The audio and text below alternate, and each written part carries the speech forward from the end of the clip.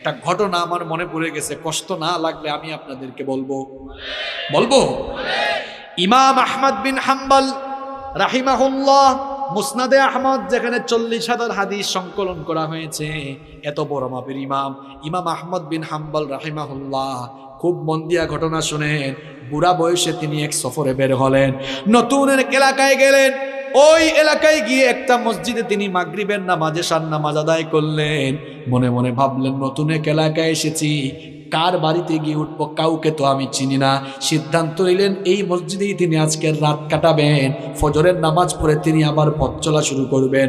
যখন তিনি মসজিদে অবস্থান করেছেন, কিছুক্ষণ পরে মসজিদ কমিটির কেউ এসে বলল, ও মিয়া, নামাজ পড়ে সব চলে গেছে, তুমি আসো কেন? তিনি বললেন, ভাই দেখো, আমি মুসাফির মানুষ, কাউরে চিনি না, পরিচিত কোনো মানুষ নাই। এই মসজিদে আমি মাগরিব এবং এশার নামাজের মুসল্লি ছিলাম, ইনশাআল্লাহ ফজরের নামাজেরও মুসল্লি হব, আজকের রাতটা মসজিদে কাটাবো। ওই লোকটা বলল, না, মসজিদে থাকা যাবে না, বের হয়ে যান। বুড়ো মানুষ, শীতের কোন করে ঠান্ডা রাত বের করে দিও। কিছু দূর হাঁটতে না হাঁটতেই তিনি সামনে একটি বাজারে গিয়ে দেখলেন এক রুটির দোকানদার, রুটি বিক্রেতা যুবক, তার দোকানের মধ্যে সে রুটি গরম করতেছে। আহমদ বিন হাম্বল রাহিমাহুল্লাহ গিয়ে বললেন, ও যুবক, আমি বুড়ো মানুষ, এই এলাকায় পরিচিত কেউ নাই, তোমার দোকানের চুলার পাশে আমি বসি, তোমার কোনো আপত্তি আছে নাকি? যুবক বলল, না না, কোনো আপত্তি নাই, আসেন বসেন। এবার তিনি চুলার পাশে বসে আছেন। লক্ষ্য করে দেখলেন এই যুবক রুটির খামির বানায়, পরে আস্তাগফিরুল্লাহ। চুলায় যখন রুটি গরম করতে দেয়, পরে আস্তাগফিরুল্লাহ।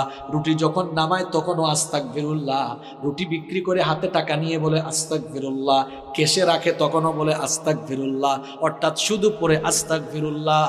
আহমদ বিন হাম্বল রাহিমাহুল্লাহ এই চিত্র দেখে বললেন, ও যুবক, তোমার দোকানে আসার পর থেকে দেখতেছি তুমি শুধু আস্তাগফিরুল্লাহ পড়ো, এই আস্তাগফিরুল্লাহ তুমি কেন পড়ো?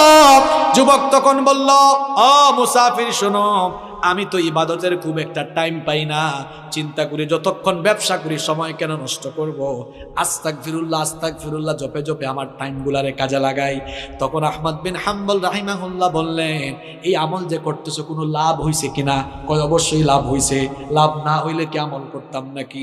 আহমদ বিন হাম্বল রাহিমাহুল্লাহ বললেন, এই আমলের কারণে তোমার এমন কি হয়েছে?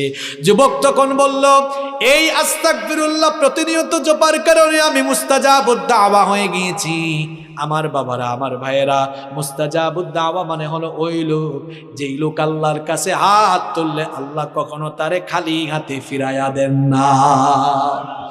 ইমাম আহমদ বিন হাম্বল রাহিমাহুল্লাহ অবাক, আমি এত বড় হাদিসের ইমাম, এত বড় ফকিহ, এত বড় মুজতাহিদ, এত বড় আলেম, আমি নিজেই এখনো মুস্তাজাবুদ দাওয়া না, আর হের মতো রুটি দোকানদার হে নাকি মুস্তাজাবুদ দাওয়া। মনে মনে ভাবতেছেন এটা কিভাবে সম্ভব। তাকে এবার জিজ্ঞেস করলেন, যুবক, আমার সাথে মিথ্যা বলো না, সত্যি করে বলো, আজ পর্যন্ত তুমি আল্লাহর কাছে যা চেয়েছো সব তুমি পেয়েছো কিনা? যুবক বলল, আল্লাহর কসম, আজ পর্যন্ত যতগুলো দোয়া করেছি সব দোয়া আমার আল্লাহ কবুল করেছেন, কিন্তু একটা দোয়া আমার এখনো কবুল হয় নাই। ইমাম আহমদ বিন হাম্বল রাহিমাহুল্লাহ বললেন, কোন সেই দোয়া যা এখনো কবুল হলো না? সে তখন বলল, আমি শুনেছি এই জামানার সবচেয়ে বড় ইমাম, সবচেয়ে বড় আলেমের নাম আহমদ বিন হাম্বল, লোকটারে জীবনে কোনোদিন দেখি নাই, মনে আমার খুব শখ লোকটারে সামনাসামনি একদিন দেখবো, কাছ থেকে দেখবো।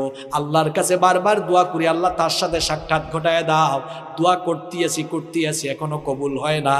আহমদ বিন হাম্বল রাহিমাহুল্লাহ চোখের পানি ছেড়ে দিয়ে বললেন, যুবক শোনো, যার সাথে সাক্ষাতের জন্য এতদিন ধরে দোয়া করতেছো, তার সাথে সাক্ষাতের জন্য তার কাছে তোমার যাওয়া লাগে নাই, বরং আল্লাহ আজ সিস্টেম করে, টেকনিক করে আহমদ বিন হাম্বলকে তোমার সামনে পাঠিয়ে দিয়েছে।